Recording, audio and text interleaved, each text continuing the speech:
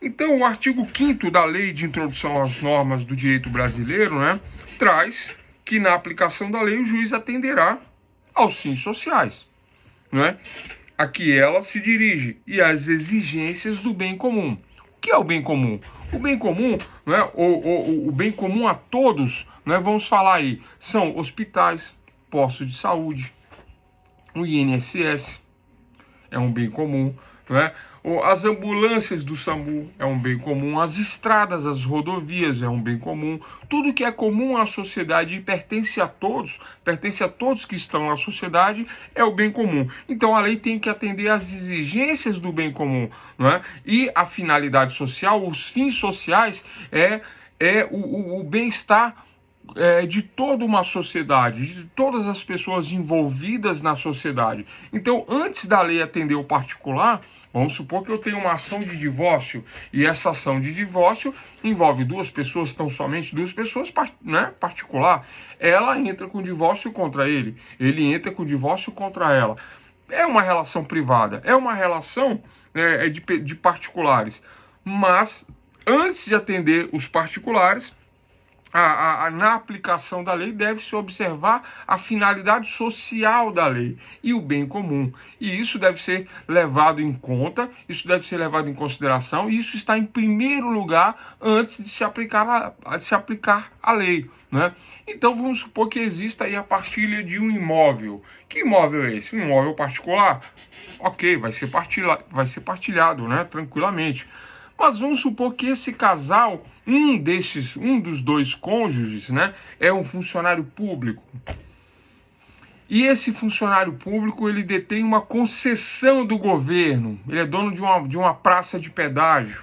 Ele é dono de uma agência do correio. Uma concessão pública. Antes de se fazer o divórcio, ou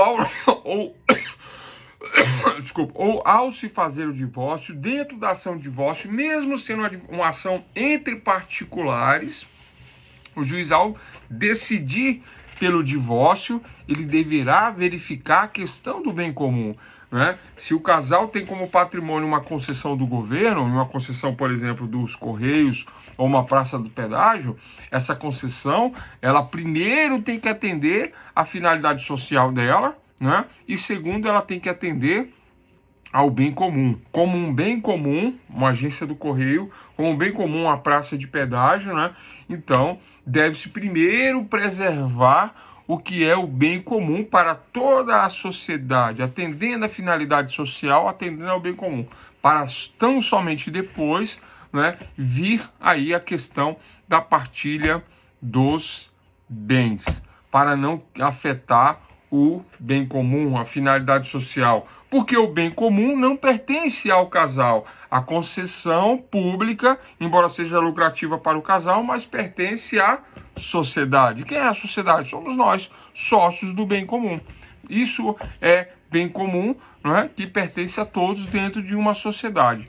Então, né, citado dispositivo determina que na aplicação da lei o juiz atenderá aos fins sociais a que ela se dirige e às exigências do bem comum. As exigências do bem comum, quais são as exigências do bem comum? Ora, deve ser mantida a prestação de serviço dos Correios ou da praça de pedágio, né? Deve ser mantido esta prestação de serviço. Não pode ser afetada por conta da separação, do divórcio, da questão particular. Então, antes, na hora da aplicação da lei, tem que se verificar essa questão social, essa questão do bem comum, para só depois de analisado a sociedade, em primeiro lugar, para depois ver qual é a situação do particular, e aí então fazer, vamos supor, no caso, a partilha de bens, né? O casal é dono da concessão. Vamos partilhar essa concessão? Metade para cada um? Dá certo? Ah, não dá certo. Então um vai administrar e o outro vai receber um prolabore e ficar ali quietinho no seu canto, né? Recebendo esse prolabore. E por que isso? Por conta do fim social, da finalidade social e da exigência do bem comum. O bem comum exige que, né, não se tenha atritos nessas questões, não se tenha um problema de administração. É isso. O bem comum, não é? deve ser trabalhada dessa maneira. Portanto, doutores e doutoras, o artigo 5º da Lei de Introdução às Normas do Direito Brasileiro traz esse aspecto da finalidade social e traz esse aspecto do bem comum, não é? Importantíssimo, importantíssimo, muito importante. Por isso que eu estou destacando, por isso que eu estou voltando no tema. Bom, na prática, como é que funciona isso, doutores e doutoras, né? Como é que funciona na prática essa questão da exigência do bem comum, essa questão da finalidade social? Qualquer caso que vai parar no judiciário, qualquer um, não interessa, questão pública, questão privada, sempre será analisado, primeiro, não o interesse particular das partes, primeiro vai ser analisado as questões sociais, tudo que está em volta, né, na sociedade, tudo que envolve o bem comum. E agora vamos do geral para o particular. Primeiro o geral, depois o particular, né? Na dúvida, se favorece a sociedade no primeiro momento. E no primeiro momento, né, indúbio pro società, é assim que se funciona na prática, né? Na dúvida, se favorece a sociedade. Na dúvida, em prol da sociedade, né? No particular, depois é que, na dúvida, se favoreceria o réu, mas aí em casos de questões de direito penal. Bom, no direito penal, que é o direito público, se há uma situação de investigação criminal, se há uma investigação onde há vítimas, né, se há essa questão da finalidade social, da norma e dos órgãos públicos apurarem um delito, apurarem um crime, na dúvida, indúbio pro società, né? Então, a finalidade social e o bem comum vai ser analisado com prioridade, né? Depois que nós verificamos todas essas questões, aí se vai ver, né, a questão do réu particular. Depois, num segundo momento. Primeiro momento, finalidade social e exigências do bem comum. Anotem aí. Na aplicação da lei, o juiz atenderá aos fins sociais a que ela se dirige e às exigências do bem comum. E aí finalizamos essa questão, o significado do artigo 5º da Lei de Introdução ao Direito Brasileiro. Tem um detalhe. Existe uma teoria, né?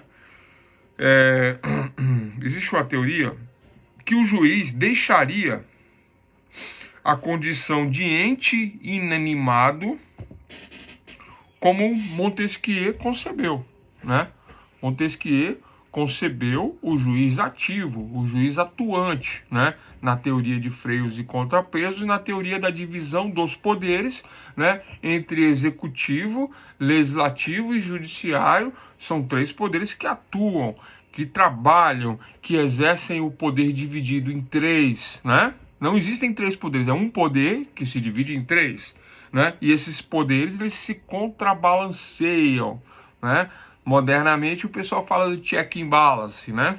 Eles falam desse balanço da teoria de freios e contrapesos, onde um interfere no outro sim, para evitar abusos, para evitar poderes ilimitados, para evitar o despotismo, né? É assim que atualmente funciona, é assim que atualmente acontece. E o pessoal fala de uma guerra política, né? Pode existir sim essa guerra política, pode existir uma guerra ideológica, né? Lembrando que a ideologia é um conteúdo de falso viés, né? O idealismo é verdadeiro, a ideologia ela é falsa. Ela tenta te levar por um caminho, mas na verdade ela não, né, visa o poder pura e simplesmente. Mas nós já falamos sobre isso, isso é uma outra questão. Então, dentro dessa teoria, né, descreve Hoskenhound, né? Hoskenhound, em relação à teoria mecânica. Anotem aí, teoria mecânica. O que é a teoria mecânica?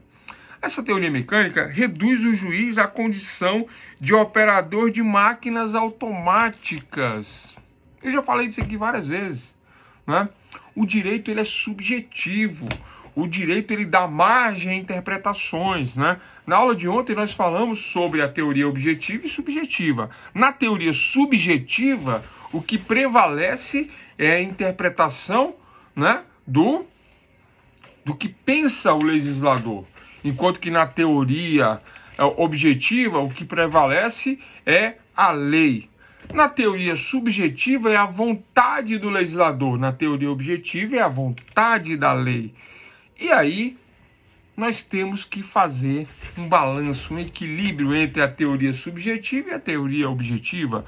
Objetivamente, não é? Se trabalhássemos somente a teoria objetiva, embora ela seja muito aceita, né? Ela seja muito bem vista, mas se nós trabalharmos somente a teoria objetiva, nós vamos ter essa teoria da questão mecânica, a teoria mecânica de Roscoe-Paul. Eu vou escrever isso no chat, né? Vamos lá, né? Por que essa teoria mecânica? Por que essa teoria mecânica? Essa teoria mecânica, né, tem a ver com o objetivismo da lei, com o positivismo, com algo que é expresso, com a vontade da norma e não a vontade do legislador. Isso nós falamos ontem, tá, pessoal? Estou dando aqui como reprise, como revisão. A vontade da norma, a vontade da lei, teoria objetiva. Então, temos uma lei. Esquece o que pensa o legislador, esquece a teoria subjetiva, temos uma lei. Nessa teoria da lei, dentro da questão da teoria mecânica, né, de Paul, significa dizer que eu não preciso interpretar o que o legislador quis dizer, o que ele pensou quando ele fez uma comissão de Constituição e Justiça, quando os técnicos trabalharam na confecção da norma, quando houve a confecção da norma, quando houve todo um aparato pensando em o que fazer e por que fazer sobre a determinada lei. Lei Maria da Penha. Por que a lei? Por que existe a Lei Maria da Penha? Ora, porque ela lutou 15 anos na justiça, ela foi agredida, violentamente agredida, tapa, soco, todo tipo de agressão e humilhação, né? Separou, voltou, fugiu do marido, até que um dia, ela deitada na cama, ele desferiu 4 tiros de 38 nas costas dela, que pegaram os 4 tiros nas costas. Acho que foi mais tiros, né? Os que pegaram foram 4. E ela ficou de cadeira de rodas. E mais um processo, já tinha vários, mais um processo, né? E aí, esse fato foi levado para uma Câmara Internacional de Justiça, de Direitos Humanos, foi apurado o caso, analisado, avalizado, e de lá para cá surge com recursos que não haviam antigamente, né?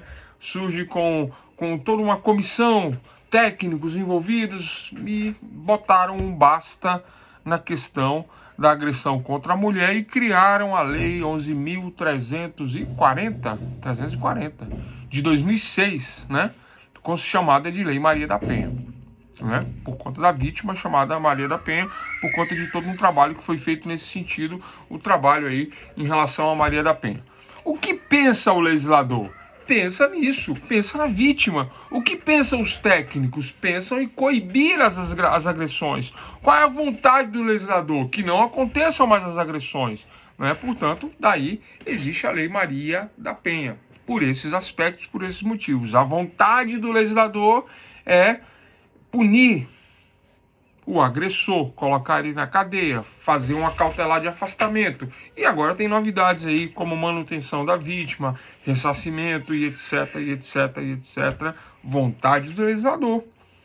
Ao fazer a lei ser positivada, expressa, escrita, teoria subjetiva passa a ser teoria objetiva. Tudo que eu quero saber está na lei. Eu leio, está na lei. Cautelar de Maria da Penha, afastamento, 100 metros, 200 metros. E eu nem penso no que pensou o legislador, porque a teoria agora é objetiva. Mas Paul falava que essa teoria pura, objetiva, desprezando o conhecimento do legislador, desprezando aquilo que ele pensou sobre a confecção da lei, Paul dizia, olha, peraí, então não precisa de juiz. Teoria mecânica. Anotaram? Teoria mecânica de Roscoe-Paul. Anotei, eu escrevi aí, Roscoe-Paul. Teoria mecânica. Essa teoria mecânica.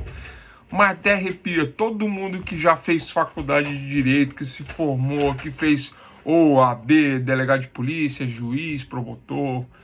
Defensoria Pública, quando fala na teoria de, né, Roscoe-Paulo, todo mundo é contra. É quase que unânime, né? É quase que... Por que é unânime? Porque seria desta maneira, doutores. Ó, eu pego essas fichas. Vamos lá. E aí, vamos aos fatos. Eu pego uma máquina e digo: houve soco? Soco. Coloca na máquina. Houve agressão? Agressão. Houve xingamentos? Xingou. Xingou de quê? Xingou desse palavrão, xingou desse palavrão. Na luta corporal, ele agrediu ela, arrancou um pedaço? Não, não arrancou. Cortou cabelo? Cortou cabelo. Cortou um braço, queimou, queimadura? Queimadura. Estão percebendo onde eu quero chegar? Não, ainda não? Vou continuar.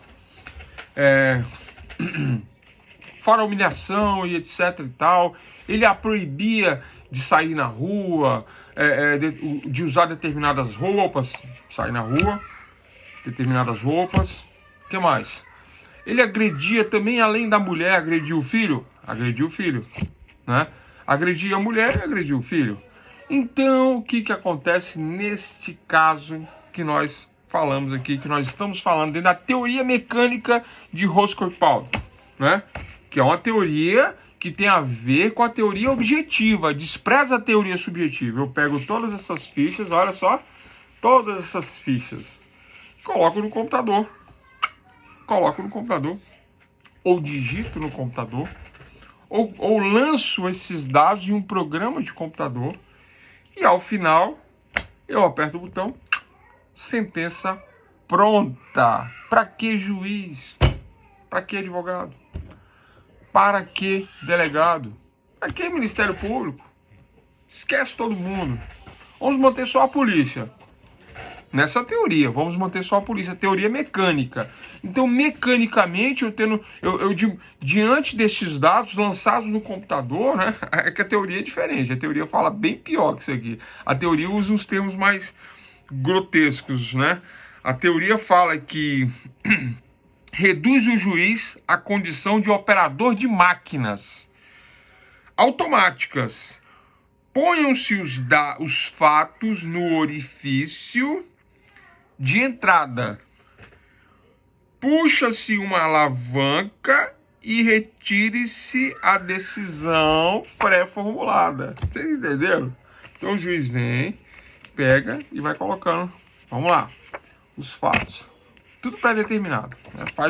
Faz uma série de 1000 fatos, né? 1.200 fatos, 1.600. Aí tá lá, aí vai colocando.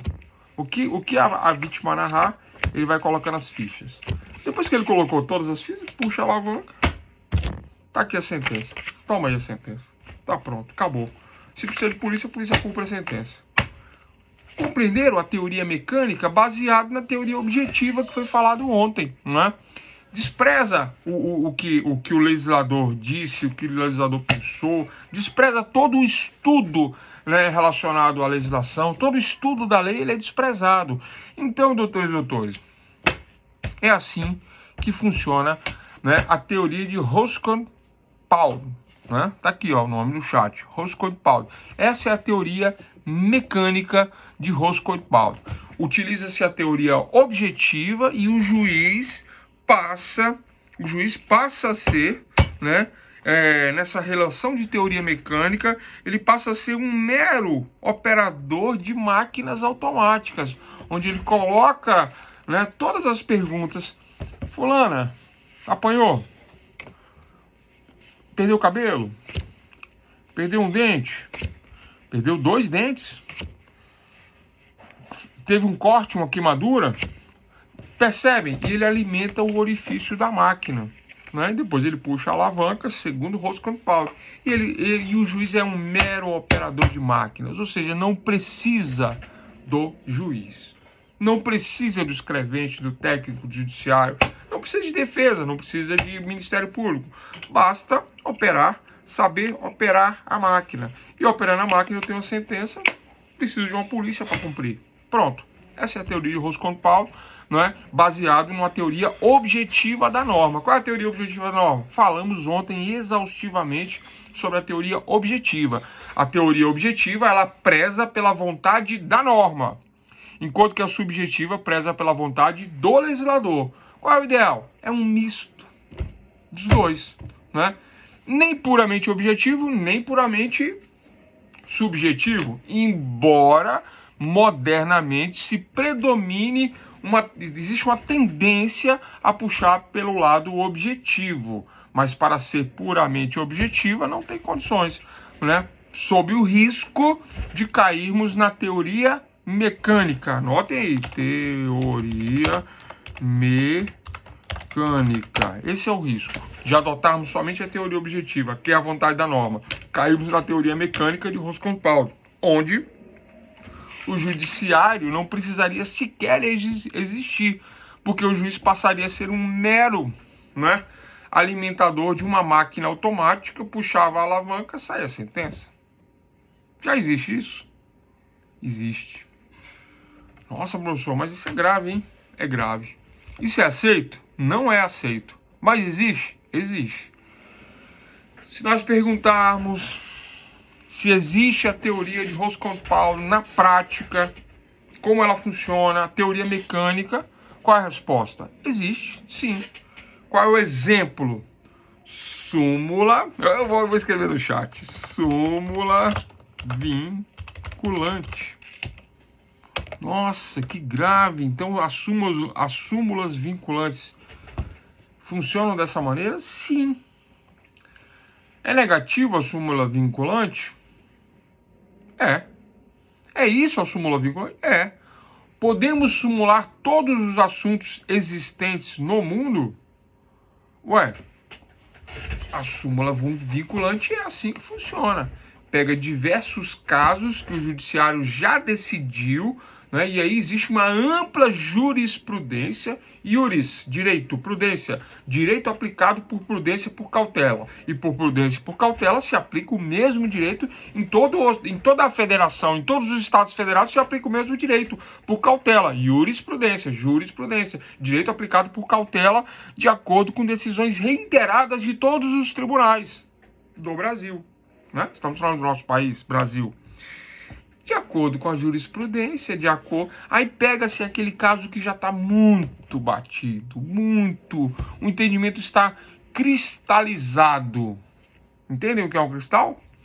Está engessado, duro. Todos que pegam aquele caso decidem da mesma maneira. Aí o assunto passa a ser sumulado. É a súmula, é a teoria mecânica da aplicação da norma. Nem vontade do legislador, nem teoria objetiva, nem teoria subjetiva. É sumulado o assunto. Caiu lá, é igualzinho, súmula. Aplica-se tal súmula. Ah, professor, mas isso aí não agiliza o judiciário? Isso não torna ágil o judiciário? Verifica-se a questão e aí se decide de acordo com a súmula? Concordo, agiliza. A súmula vem do judiciário. E se a súmula vem do judiciário, ela vem de um poder, né, que não é o legislativo. Portanto, né, em tese, há aí, né, um desvio do poder, talvez, né? Não quero usar essa palavra, mas no momento não me vem outra palavra a não ser essa, né? Outros falariam usurpação de poder, né? Usurpou o poder do legislador e fez a lei, fez a norma, não é? Mas talvez esteja mais para um check and balance mesmo, né? Ou para a teoria dos freios e contrapesos, ou o próprio judiciário, né? Legislando aí para agilizar o próprio judiciário, que também não é ruim, é até salutar essa agilidade. Mas, na prática, na realidade, deveria se criar uma lei para isso, não fazer uma súmula, porque as súmulas vinculantes se engessam, petrificam, cristalizam determinados aspectos que, se a sociedade mudar, está petrificado, está engessado, está cristalizado. Súmula vinculante, teoria mecânica de Roskopf, que diz que não precisa sequer defender, fazer defesa. Não, você já isso aplica a súmula. A maioria é contra. A maioria dos juristas são contra. né? Mas muitos juristas, né, aceitam por conta dessa suposta agilidade, né? Aplica-se a súmula tal para determinado caso como forma de pacificação social, pacificar o assunto. Doutores e doutoras, alguma dúvida sobre a lei de introdução, o artigo 5º e a lei de introdução às normas do direito brasileiro, né, que fala sobre fins sociais e bem comum, e sobre o significado do artigo 5º e essa teoria mecânica, né, a teoria da aplicação mecânica da norma, né? Eu sou contra, a maioria é contra, né, e os fins sociais e atender à exigência do bem comum é contra essa questão do engessamento, a petrificação, a cristalização de um entendimento. Senão, não precisaríamos de advogados, defensores públicos, promotores de justiça e principalmente juiz. Para que juiz? Se o assunto se decide respondendo determinadas questões, né? Como diz o autor, né? E ele fala dessa maneira, olha só. Ponha-se os fatos no orifício de entrada. Puxe-se uma alavanca e retire-se a decisão pré-formulada. Qual é o nome dessa teoria? Teoria mecânica de Hoskin-Pound. Ela é bem vista? Ela não é bem vista? Não, ela não é bem vista. Um exemplo, súmula vinculante. Ponto. Anotaram, pessoal? Anotaram? Ó, professor, eu fui no Google, não achei. Não vai ter no Google. Vai ter, mas não assim com essa clareza, com essa facilidade de entendimento. Tá ok? Pessoal, 20 horas e 22 minutos. Claro esse conceito, esse entendimento?